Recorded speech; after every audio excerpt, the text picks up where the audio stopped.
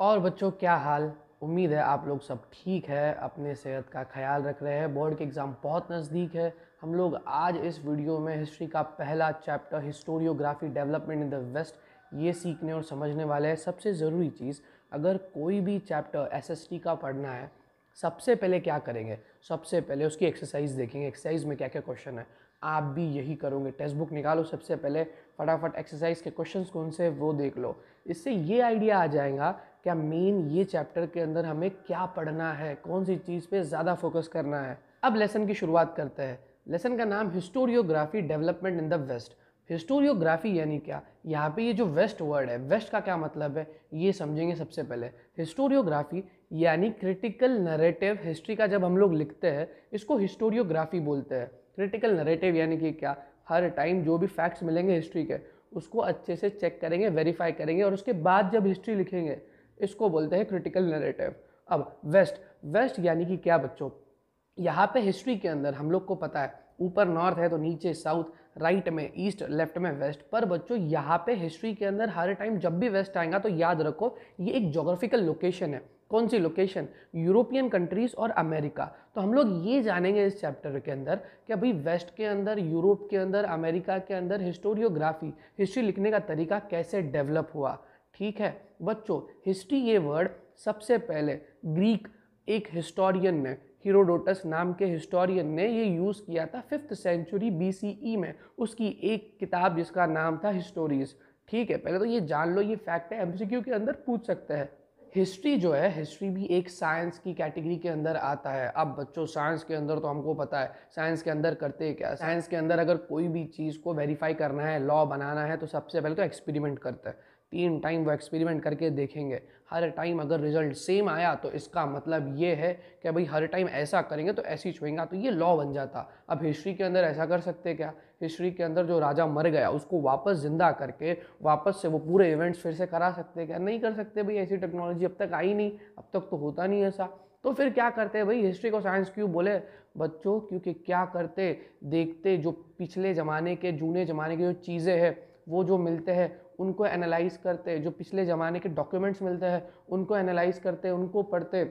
दूसरी जगह भी वैसे रेफरेंसेस मिल रहे हैं क्या, नहीं मिल रहे हैं, ये जो चीज़ लिखी है पहले ज़माने की वो वेरीफाई या प्रूफ हो पा रही है क्या, नहीं हो पा रही है। अगर हो पा रही है तब जाके हिस्ट्री लिखी जाती है, वो पर्टिकुलर पीरियड की, वो पर्टिकुलर राजा की, तब हिस्ट्री लिखी जाती है और तब ये कंप्लीट होती है। तो बच्चों इसलिए हिस्ट्री को भी साइंस कंसिडर किया जाता है, क्योंकि हिस्ट्री ऐसी नहीं है कि जो भी सुन लिया एक बार पढ़ लिया और लिख लिया हो गया भाई यही था, नहीं। क्योंकि हिस्ट्री में भी फैक्ट चेक्स होते हैं। पिछले ज़माने के ओल्ड जो चीज़ें होती है उसको वेरीफाई किया जाता है, उनको देखा जाता है, उनको 100% श्योर हुआ जाता है उनके बारे में कि हाँ ये सही चीज़ है, तब ही जाके लिखी जाती है।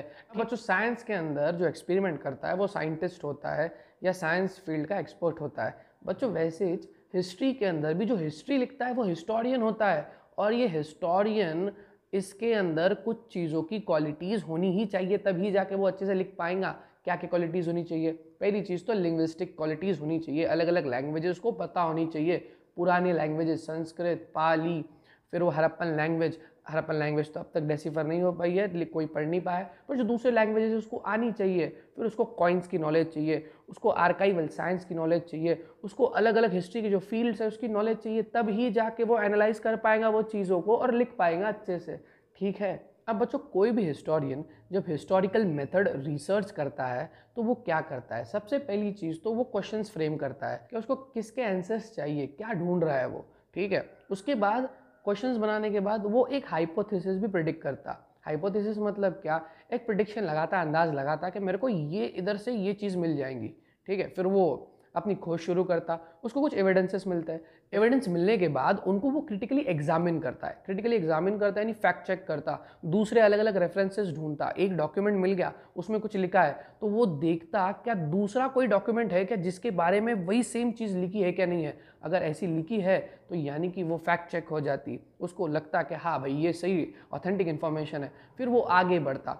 फिर बच्चों वो क्या करता? पूरे इवेंट को सिक्वेंस से लगाता। यानी हिस्ट्री के अंदर पहले एक चीज़ हुई, उसके बाद दूसरी, उसके बाद तीसरी, ऐसे ही वो सीक्वेंस से चीज़ें लगाता। सीक्वेंस से चीज़ें लगाने के बाद वो ट्रांजेक्शन की पढ़ाई करता कि भाई ये पहली इवेंट ये हुआ, उसके बाद ये इवेंट हुआ, तो ये दोनों इवेंट के बीच में क्या हुआ, क्या चेंजेस आए, सोशली, इकोनॉमिकली, पॉलिटिकली, कल्चरली क्या चेंजेस आए, वो ये स्टडी करता। और फिर उसके बाद सब चीज़ों को अच्छे से एक जगह एक पेपर पे लिख लेता, उतार लेता, जिसको हम लोग हिस्टोरियोग्राफी बोलते हैं, ठीक है।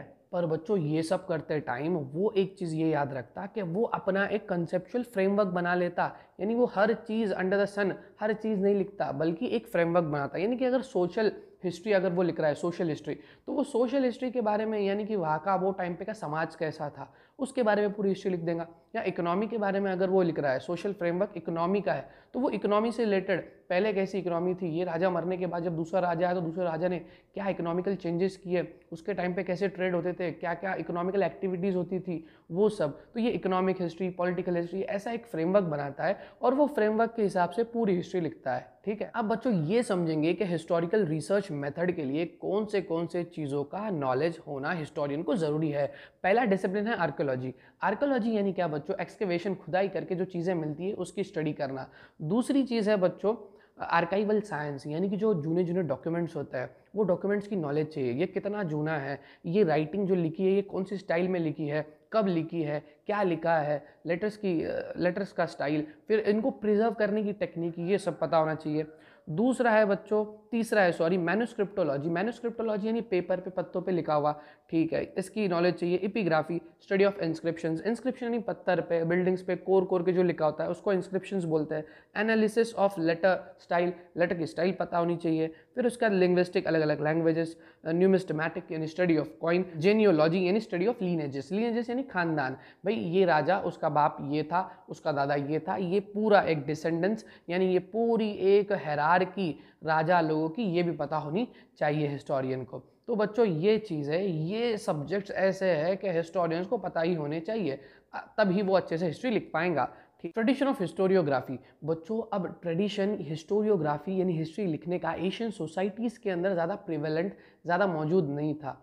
इसका मतलब ये नहीं कि वो लोग हिस्ट्री लिखते नहीं थे, वो लोग लिखते थे, अपने स्टोरीज पास ऑन करते थे, पर इतने सिस्टमैटिक तरीके से नहीं। ये मॉडर्न ज़माने के अंदर आया कि भाई इंसान अपने पास्ट डीड्स के रिकॉर्ड्स को मेंटेन करना शुरू किए, अच्छे से लिखना शुरू किए, रिसर्च करके ऑथेंटिक इन्फॉर्मेशंस को अलग अलग सोर्सेज से जमा करके एक जगह लिखना शुरू किए। जो एशियन ज़माने के लोग थे बच्चों, उन्होंने अपने स्टोरीज आगे पास किए, सॉन्ग्स हो गए, डांसेस हो गए, ये सब आगे पास किए। इनको भी आज भी मॉडर्न हिस्टोरियोग्राफी के अंदर एक इम्पॉर्टेंट सोर्स माना जाता है। अब बच्चों मॉडर्न हिस्टोरियोग्राफी जो है उसके 4 कैरेक्टरिस्टिक्स है। पहला कैरेक्टरिस्टिक तो ये है कि भाई हिस्ट्री साइंटिफिक मेथड पे बेस्ड चाहिए। दूसरा क्या भाई क्वेश्चंस बनाओ एंथ्रोपोसेंट्रिक, यानी कि कोई रिलेशन नहीं बताओ ह्यूमंस और डिवाइन के बीच में का, यानी जब भी क्वेश्चंस बनाओगे तो ऐसे क्वेश्चन चाहिए कि जो ह्यूमन डीड्स की बात करेंगे, बल्कि ये नहीं कि ह्यूमन डीड्स को कोई चमत्कारी शक्ति के साथ कनेक्ट करके तुम लोग कुछ ऐसा बताओगे। हिस्ट्री ये चमत्कारी शक्तियों की बात नहीं करता, वो फेथ है, फेथ की बात अलग, पर हिस्ट्री इसकी बात नहीं करेगा। बच्चों तीसरा ये है कि जो क्वेश्चंस बनाएंगे क्वेश्चंस के रिलेवेंट आंसर्स चाहिए और वो एविडेंसेस से बैक्ड चाहिए, यानी कि जो भी सवाल के जवाब देंगी हिस्ट्री उसके पीछे उसका एविडेंस चाहिए, और एविडेंस भी फैक्ट चेक होना चाहिए, यानी ये एविडेंस प्रॉपर ऑथेंटिक है या नहीं है। चौथा कैरेक्टरिस्टिक्स ये है बच्चों कि हिस्ट्री हमेशा टाइमलाइन बताएगा ह्यूमंस के पास्ट की, यानी पहले इंसान ऐसे थे, उसके बाद ऐसे हुए, फिर ऐसे आगे चल के डेवलप होते जा रहा है। तो ये 4 कैरेक्टरिस्टिक्स। पहला बहुत इजी बच्चों, इसको याद करना है। पहला क्या है? पहला बच्चों साइंटिफिक मेथड पे हिस्ट्री बेस है। दूसरा भाई हिस्ट्री में सवाल पूछने हैं एंथ्रोपोसेंट्रिक, यानी इंसान का, ह्यूमंस का एंड डिवाइन एनर्जी का कोई इंटरकनेक्शन नहीं दिखाना है। तीसरा ये जो सवाल है इनके जब जवाब मिलेंगे तो इनके जवाब के लिए हमको रिलायबल एविडेंस चाहिए, ठीक है। चौथा क्या हिस्ट्री हमेशा एक टाइमलाइन दिखाएगा इंसान के डेवलपमेंट की। ये 4 कैरेक्टरिस्टिक्स थे मॉडर्न हिस्टोरियोग्राफी के। Development of scientific perspective in Europe and in historiography. बच्चों 18th सेंचुरी के पहले यूरोप के अंदर कुछ ऐसा था कि फिलॉसफी का ज़्यादा क्रेज था। Philosophy divine power, divine energy की बात करता था। पर बच्चों हुआ क्या, 18th सेंचुरी के बाद, मोर स्पेसिफिकली अगर ईयर की बात करें तो 1737 एडी के अंदर हुआ क्या, गॉटिंगन यूनिवर्सिटी एक जर्मनी के इस यूनिवर्सिटी के अंदर एक डिपार्टमेंट बना, अलग डिपार्टमेंट हिस्ट्री के लिए। तो यहाँ से हिस्ट्री को इनिशियल बूस्ट मिला, इनिशियल अपना स्टार्ट मिला। उसके बाद धीरे धीरे हर एक जो अलग अलग यूरोप के कंट्रीज़ है उनके अंदर हिस्ट्री के डिपार्टमेंट बने, फिर हिस्टोरिकल रिसर्च को बूस्ट मिला। अब बच्चों ये चैप्टर का सबसे इंपॉर्टेंट टॉपिक नोटेबल स्कॉलर्स। तो बच्चों ये स्कॉलर्स वो लोग हैं जिन्होंने हिस्ट्री लिखने का तरीका बताए। तो बच्चों हर स्कॉलर ने कुछ कुछ नई नई चीज़ ऐड करते गया हिस्ट्री लिखने के तरीके में। तो बच्चों अब पहला जो है उसका नाम है रेने डेस्कार्ट्स। बच्चों रेने डेस्कार्ट्स ने क्या बोला, रेने डेस्कार्ट्स ने ये बोला कि भाई हिस्ट्री अगर लिखनी है तो क्रिटिकल एनालाइज करना पड़ेगा फैक्ट्स को, रिलायबल एविडेंस को, और फिर लिखना पड़ेंगी। जब तक पूरे डाउट्स क्लियर नहीं हो जाते कोई चीज़ के बारे में तब तक हिस्ट्री लिखने की नहीं। पहले पूरे डाउट्स क्लियर करो, अच्छे से वो एविडेंसेस चेक करो, एविडेंस पूरे अच्छे से क्लियरिफाई हो जाएंगे तब जाके हिस्ट्री लिखो। बच्चों उसने अपनी एक बुक भी लिखी, डिस्कोर्स ऑफ मेथड, जिसमें उसने मेथड बताया कि हिस्ट्री कैसी लिखनी जानी चाहिए। ठीक है, तो ये था रेने डेस्कार्ट्स ने जो बोला वो। अब दूसरा जो हिस्टोरियन था, दूसरा हिस्टोरियन है वोल्टायर। बच्चों अब ये वोल्टायर जो है, वोल्टायर फ्रांस का था, ये चीज़ तो याद रखो। बच्चों वोल्टायर को मॉडर्न हिस्टोरियोग्राफी का फादर भी बोलते हैं। ऐसा क्यों? क्योंकि बच्चों देखो इसके पहले तक, वोल्टायर के पहले तक जो हिस्टोरियोग्राफी लिखी जाती थी उसमें सिर्फ ऑब्जेक्टिव ट्रुथ यानी कि हकीकत क्या है वो लिखी जाती थी, और क्रोनोलॉजी लिखी जाती। क्रोनोलॉजी यानी कि क्या, यानी कि भाई पहले ये चीज़ हुई, उसके बाद ये चीज़ हुई, उसके बाद ये चीज़ हुई, यानी पहले दादा आए, उसके बाद उसका बाप आया, उसके बाद बेटा आया, ये इसको क्रोनोलॉजी बोलते हैं। तो बच्चों पहले ये लिखी जाती थी, पर वोल्टायर ने ये बोला बस इतना लिखना और इसके बारे में बात करना जरूरी, इतना ही ज़रूरी नहीं है, बल्कि तुम लोग को वो पर्टिकुलर टाइम पीरियड के एग्रीकल्चर की बात करना पड़ेगी, सोशल, इकोनॉमिकल, पॉलिटिकल कंडीशंस कैसे थे वो टाइम के उसकी बात करना पड़ेगी। ये भी बताओ ताकि हमको वो टाइम का ओवरऑल लाइफ कैसी थी इंसानों की उसके बारे में पता चले। तो बच्चों इसने, वोल्टायर ने क्या किया, हिस्टोरियोग्राफी लिखने का भाई कंसेप्ट ब्रॉड कर दिया, थोड़ा बढ़ा दिया, फैला दिया, अलग अलग चीज़ें लिखो, कंसिडर करो, इससे हमको वो टाइम पीरियड और अच्छे से समझ में आएगा। अब बच्चों तीसरा जो हिस्टोरियन है वो है जॉर्ज विलियम फ्रेडरिक हेगल। बच्चों अब ये इसने क्या आके नई चीज़ बोला, इसने बोला बच्चों हिस्ट्री जो है वो लॉजिकल मैनर में प्रेजेंट करनी चाहिए। हिस्ट्री हमेशा प्रोग्रेस का टाइमलाइन बताएगा, यानी कि कैसे इंसान अपना डेवलपमेंट किया ये हिस्ट्री बताएगा। फिर इसने ये भी एक चीज़ बोली कि बच्चों जैसे जैसे आगे हम लोग बढ़ते जाएंगे तो हम लोग ये देखेंगे कि हिस्ट्री लिखने का तरीका भी बदलते जाएगा, क्योंकि नए नए एविडेंसेस, सोर्सेस आएंगे, उसके बिहाफ पे जब हिस्ट्री लिखी जाएंगी तो वो थोड़ी अलग प्रेजेंट होंगी। तो ये चीज़ बोलने के बाद बच्चों ज़्यादा हिस्ट्री को साइंटिफिक बैकिंग की प्रूफिंग मिली, यानी कि भाई अगर कुछ नई एविडेंस आ गए तो हिस्ट्री चेंज भी हो सकती, हिस्ट्री बदल भी सकती। तो इसके बाद हिस्ट्री को और अच्छे से साइंस की कैटेगरी में पकड़ा गया। बच्चों इसके लिखे हुए आर्टिकल्स और लेक्चर जो है वो इंसाइक्लोपीडिया ऑफ फिलोसॉफिकल साइंस ये बुक के अंदर मिल जाएंगे। और एक बुक लिखी है रीजंस इन हिस्ट्री, ये हमको याद रखनी है। जो हेगल ने कोई भी चीज़ एनालाइज अगर करनी है तो उसका एक तरीका बताया था जिसको डायलेक्टिक्स बोलते हैं। अब ये डायलेक्टिक्स है क्या, डायलेक्टिक्स में करते क्या है, एक गुड एक बैड, एक ट्रू एक फॉल्स, यानी एक ही चीज़ के दो पर्सपेक्टिव देखते हैं।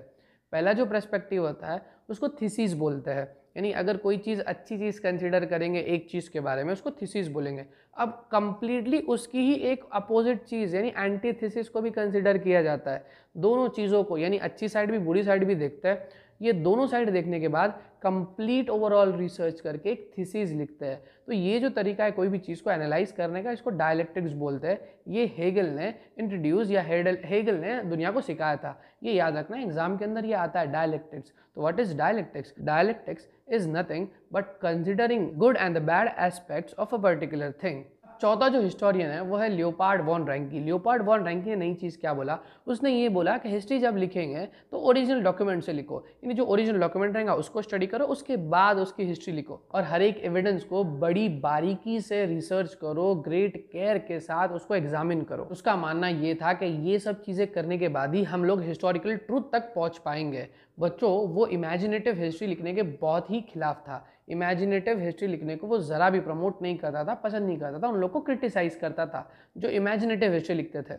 बच्चों इसने दो बुक्स भी लिखे हैं, the theory and the practice of history और दूसरा है the secrets of world history. तो ये दो बुक लियोपार्ड वॉन रैंकी ने लिखे, ये भी हमें याद रखना है। अब बच्चों पांचवा जो हिस्टोरियन है वो है Karl Marx. Karl Marx Germany का था। बच्चों इसने क्या बोला कि हिस्ट्री जो है वो एक एब्स्ट्रैक्ट आइडिया के बारे में नहीं है बल्कि लिविंग पीपल के बारे में। History is not about abstract ideas but living people, ये उसने बोला था। कार्ल मार्क्स के हिसाब से कार्ल मार्क्स ये बोलता है कि भाई पूरे हिस्ट्री के अंदर एक ऐसे टाइप के लोग हैं जिनके पास सब कुछ चीज़ें थी, मीन्स ऑफ प्रोडक्शन था। वो लोग क्या करते थे, हमेशा जिसके पास ये मीन्स ऑफ प्रोडक्शन नहीं थे उनको एक्सप्लॉइट करते थे। यानी इनकी मदद से जिनके पास कुछ नहीं है ये खुद पैसे वाले बनते गए, अमीर बनते गए और पावरफुल बनते गए। और हमेशा ये हैव्स हैं, जिसके पास सब कुछ है, मीन्स ऑफ प्रोडक्शन है, हैव नॉट्स को एक्सप्लॉइट किया। बच्चों अब उसका बोलना ये है कि हमेशा हिस्ट्री के अंदर ऐसा ही देखने को मिलेगा कि क्लास स्ट्रगल देखने मिला। जो नीचे के क्लास के लोग हैं वो ऊपर की क्लास में आने के लिए स्ट्रगल करते गए। बच्चों उसने एक बुक भी लिखी, दास कैपिटल, जो दुनिया की बहुत ज़्यादा रेफर की हुई बुक में से एक है। इसके बाद का जो टॉपिक है वो अनाल स्कूल की। अनाल स्कूल जो है वो 20th सेंचुरी के अंदर फ्रांस के अंदर स्टार्ट हुई। फ्रेंच हिस्टोरियंस ने इन्हें स्टार्ट किया। बच्चों ये हिस्ट्री लिखने का ऐसा पर्सपेक्टिव था जिसमें सिर्फ ये बात नहीं होती थी कि पॉलिटिकल इवेंट्स क्या क्या हुए हिस्ट्री के अंदर, कौन सा राजा किसके बाद आया, डिप्लोमेसी क्या थी वो टाइम की, अलग अलग राजाओं के बारे में नहीं, बल्कि उसका स्कोप और बढ़ा दिए हिस्ट्री लिखने का। क्लाइमेट की बात करने लगे, एग्रीकल्चर की बात करने लगे, सोशल डिवीजन की बात करने लगे, इकोनॉमी की बात करने लगे, अलग अलग पर्सपेक्टिव और ज़्यादा बढ़ाने लगे हिस्ट्री का। तो ये एनल स्कूल ने हिस्ट्री लिखने का तरीका और ज़्यादा ब्रॉड कर दिया। आगे का जो टॉपिक है बच्चों वो है फेमिनिस्ट हिस्टोरियोग्राफी। हिस्ट्री अगर फीमेल के पर्सपेक्टिव से वापस से रिकंस्ट्रक्ट करके लिखी जा रही है, इसको बोलते हैं फेमिनिस्ट हिस्टोरियोग्राफी।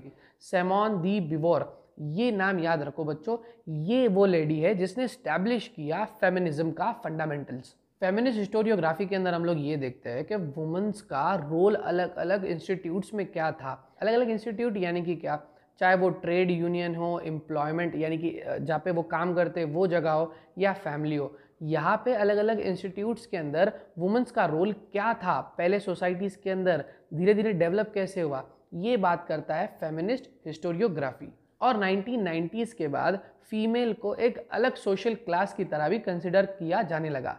अब बच्चों आखिरी हिस्टोरियन ये चैप्टर का माइकल फोकल्ट। माइकल फोकल्ट 20th सेंचुरी का हिस्टोरियन था। बच्चों ये भी फ्रेंच था। बच्चों इसने एक नया कंसेप्ट लेके आया हिस्टोरियोग्राफी के अंदर। ये कंसेप्ट क्या है वो आगे समझेंगे। इसकी एक बुक है आर्कियोलॉजी ऑफ नॉलेज, ये याद रखो, माइकल फोकल्ट ने लिखी है आर्कियोलॉजी ऑफ नॉलेज। ये क्या बात करता है माइकल फोकल्ट वो समझेंगे। बच्चों माइकल फोकल्ट का ये बोलना था कि बस क्रोनोलॉजिकल ऑर्डर के अंदर अलग अलग इवेंट्स को अरेंज कर देना, बस ये हिस्ट्री नहीं है। और जो आर्कियोलॉजिकल एक्सकवेशन से अलग अलग एविडेंसेस मिल रहे हैं, ये रियल हिस्टोरिकल ट्रुथ नहीं बता रहे, बल्कि ये सिर्फ ट्रांजेक्शन्स बता रहे कि ऐसा पहले था उसके बाद ऐसा हुआ। माइकल फोकल्ट का बोलना ये था कि ज़्यादा ज़रूरी ये है कि ये ट्रांजेक्शन कैसे हुए ये समझो। तो बच्चों यही उसने अपनी बुक आर्कियोलॉजी ऑफ नॉलेज के अंदर शेयर किया है कि ट्रांजैक्शन के होने के पीछे का रीज़न समझना ये मेन हिस्ट्री के अंदर है। तो माइकल फोकल्ट ने हिस्टोरियोग्राफी का स्कोप और बढ़ाया। उसने प्रेजेंट हिस्ट्री के बारे में भी लिखा, उसने साइंस ऑफ मेडिसिन के बारे में उसकी हिस्ट्री भी लिखी, साइकोलॉजिकल डिसऑर्डर्स की भी हिस्ट्री लिखी। और बच्चों माइकल फोकल्ट के बाद हिस्टोरियोग्राफी का स्कोप बढ़ते ही गया। हिस्ट्री लिखने का तरीका अलग अलग फील्ड के अंदर बढ़ता ही गया, चाहे वो लिटरेचर हो, आर्ट हो, म्यूजिक हो, स्कल्पचर हो, अलग अलग फील्ड की हिस्ट्री लोगों ने लिखना स्टार्ट करे। तो माइकल फोकल्ट के बाद ये हिस्टोरियोग्राफी लिखने का स्कोप और बढ़ते गया, अलग अलग फील्ड्स में हिस्ट्री लिखना स्टार्ट हुई, चाहे वो लिटरेचर हो, सॉन्ग हो, डांस हो, आर्ट हो, अलग अलग फील्ड में हिस्टोरियोग्राफी उनकी हिस्ट्री लिखना स्टार्ट हुई। तो बच्चों यहाँ पे ये पहला चैप्टर एंड होता है। बच्चों एक्सरसाइज बहुत ज़रूरी है, एक्सरसाइज के क्वेश्चन आंसर्स याद करना है।